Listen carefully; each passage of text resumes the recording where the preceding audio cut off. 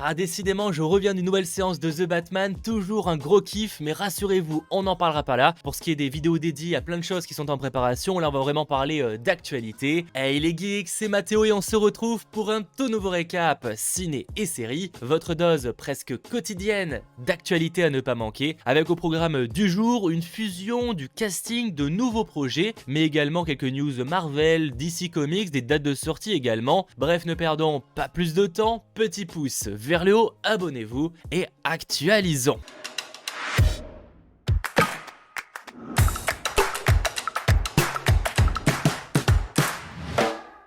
Commençons directement par une très grosse news, cela devait arriver, mais les catalogues de Wakanim et Funimation vont rejoindre celui de Crunchyroll dans les prochains jours. Ainsi, les nouveaux animés seront diffusés uniquement sur Crunchyroll, et pour ce qui est de Funimation et Wakanim, qui sont clairement voués à disparaître sur le long terme, ils n'ajouteront plus que de nouveaux épisodes des séries déjà en cours. L'idée est vraiment sur le long terme, donc d'envoyer tout le monde sur Crunchyroll et d'en faire une seule et unique plateforme proposant un maximum d'animés. Et en soi pour les fans, c'est plutôt cool, même si à mon avis sur le long terme, il faut aussi s'attendre à une augmentation de prix, mais ça reste uniquement mon avis. En tout cas, bonne nouvelle pour les abonnés actuels de Wakanim et Funimation, vous allez bénéficier très bientôt d'une offre spéciale de 60 jours gratuits à Crunchyroll, donc n'hésitez pas à en profiter. Et si vous souhaitez un peu plus d'informations sur tout ça, notamment ce que ça peut changer concrètement sur certaines marques, je vous mets la FAQ du site en description, il y a vraiment plein de réponses super intéressantes, sachant que pour information, donc Crunchyroll, s'ils fusionnent tout, c'est qu'en fait toutes ces marques, donc Wakanim, Funimation, Crunchyroll, etc., appartiennent à Sony, donc ils veulent vraiment faire un géant de l'animé, donc en soi, c'est plutôt cool. Même si ça veut dire aussi un monopole, mais c'est encore une autre histoire. Voilà, ça c'était côté fusion, parlons maintenant nouveau projet. Alors pour l'instant, pas trop de précision à ce sujet-là, mais en tout cas je peux vous dire qu'une série préquelle à Outlander est en préparation, mais qui a aussi rien à voir, mais qui a un film live Beyblade qui est en préparation pour la Paramount. Alors oui, un film live Beyblade, pourquoi pas, enfin je suis pas convaincu pour l'instant, mais en tout cas c'est en préparation et j'espère qu'on aura plus d'informations dans les prochains mois. Je peux aussi vous dire que la série PlayStation Production Twisted Metal avance, oui ça fait quelques temps qu'on sait que c'est évoqué, mais en tout cas pour l'instant ça n'avait pas été officiellement commandé par une entreprise, et ben voilà, Peacock, donc la plateforme de streaming d'Universal, pas pour l'instant disponible en France et on ne sait pas vraiment si c'est prévu. En tout cas, passer commande de cette série, qui sera donc une série en live action avec des épisodes d'une trentaine de minutes, avec Anthony Mackie en tant que producteur mais également personnage principal. Il jouera ainsi John Doe, un laitier intelligent qui parle aussi vite qu'il conduit, sans aucun souvenir de son passé. John a l'occasion unique de réaliser son souhait de trouver une communauté, mais seulement s'il peut survivre à un assaut de combat de véhicules sauvages. Ok, j'avoue que je ne sais pas vraiment ce que ça peut donner, mais en tout cas c'est en préparation et à mon avis ça pourrait débarquer potentiellement en 2023. Bon, et autre projet qui se confirme, ça fait là aussi très longtemps que c'est évoqué, un Beetlejuice 2 avance, oui un Beetlejuice 2. Alors apparemment c'est que la boîte de production de Brad Pitt a rejoint le projet et qu'ils espèrent donc le retour à la fois de Michael Keaton évidemment, mais également de le tourner cette année, donc ça me paraît un petit peu ambitieux pour le coup, parce qu'apparemment pour l'instant il n'y a pas de scénario, donc vraiment le projet est très précoce, on ne sait même pas vraiment qui va le réaliser. Je pense pas vraiment que Tim Burton sera de retour, donc en tout cas un Beetlejuice 2 avance un peu, mais pour l'instant on ne sait pas vraiment si ça verra réellement le jour. Affaire à suivre quand on aura plus d'informations, possiblement dans les prochains mois.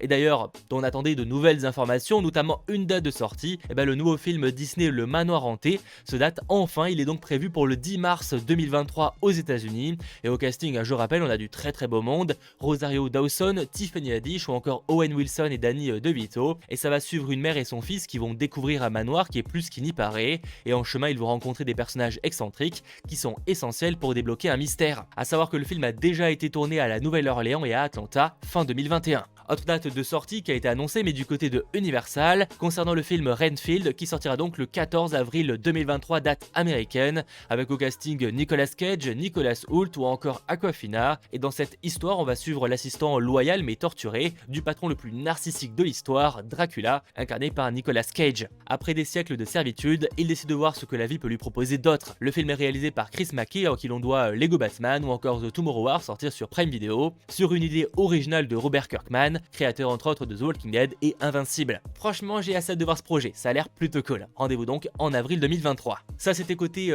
date de sortie, mais petite information très en vrac, je rajouterai que Disney, Warner Bros, Sony, Paramount ou encore Universal, donc en gros les studios majeurs du cinéma, ont suspendu toute sortie de films en Russie pour les prochains jours, prochaines semaines et prochains mois. Évidemment la situation pourrait évoluer en fonction de comment ça se passe là-bas par rapport à l'Ukraine, mais pour l'instant toutes leurs sorties ont été suspendues.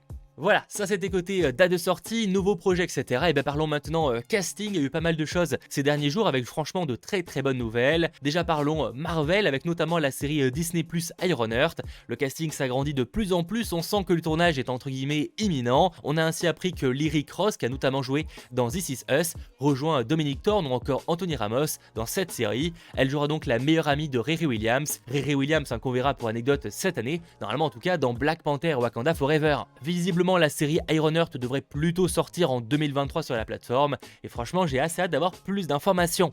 Autre news casting, toujours côté Marvel, même si là on parle un peu plus d'un projet Sony Pictures. Le casting de Kraven continue de s'agrandir, là aussi le tournage est imminent, faut dire qu'il est quand même prévu pour début 2023, donc janvier 2023, il serait temps que ça commence à tourner. On a ainsi appris que Ariana DeBose, qui a notamment joué récemment dans le film de Steven Spielberg West Side Story, va jouer Calypso. C'est en gros une prêtresse voodoo qui utilise des potions magiques et qui est également parfois amante de Kraven. Toujours très intrigué par ce projet Kraven le chasseur qui a, c'est vrai, du potentiel, même si bon, se passer de Spider-Man, ça paraît toujours un peu étonnant, donc affaire à suivre. En tout cas, le casting s'agrandit de plus en plus et j'imagine qu'on aura de nouvelles informations dans les prochains jours, pour une sortie donc en janvier 2023. J'ai tellement du mal à y croire, je sais pas pourquoi. Bref, toujours côté casting, plus en vrac, David Dalmachian, Jason Clarke ou encore Louise Lombard ont rejoint Oppenheimer, donc le film sur l'un des papas de la bombe atomique, réalisé par Christopher Nolan, et dont la sortie est prévue pour l'été 2023. Il faut l'avouer, ce film a un sacré casting, ça mériterait presque une vidéo dédiée. Ça mériterait même complètement une vidéo dédiée, il y a moyen que ça finisse par débarquer. N'hésitez pas en commentaire à me dire si ça vaut le coup.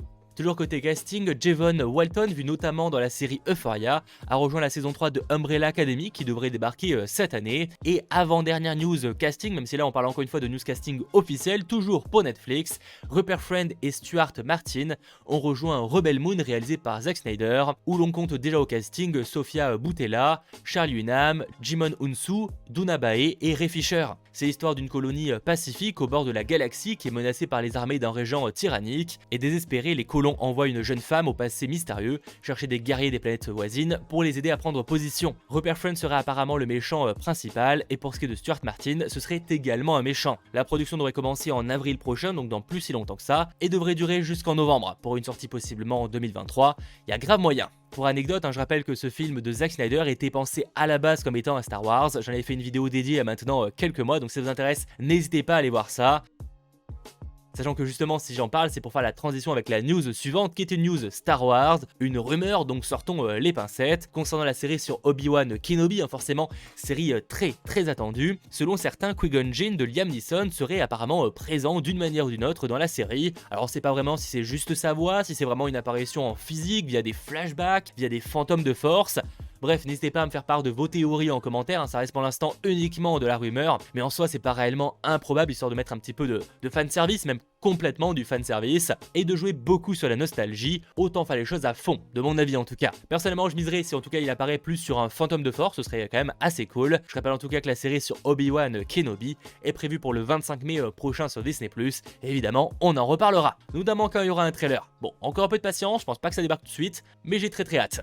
Bon, et sinon pour réellement terminer ce récap ciné et série en beauté, parlons tournage. Le tournage de Indiana Jones 5 est enfin terminé. Oui, il était temps, il a été pas mal reporté, il y a eu beaucoup de galères, par rapport au Covid notamment, mais pas que. Bref, il est prévu pour sortir à l'été 2023. Alors oui, ça peut paraître assez lointain pour le coup, j'avoue que, bon, je pense que le film sera terminé assez tôt, mais en tout cas, il est prévu pour sortir pendant l'été 2023. Et je rappelle que ce film Indiana Jones 5 est réalisé par James Mangold, à qui l'on doit Le Mans 66 ou encore Logan. Rien que pour ça, je suis ultra hype.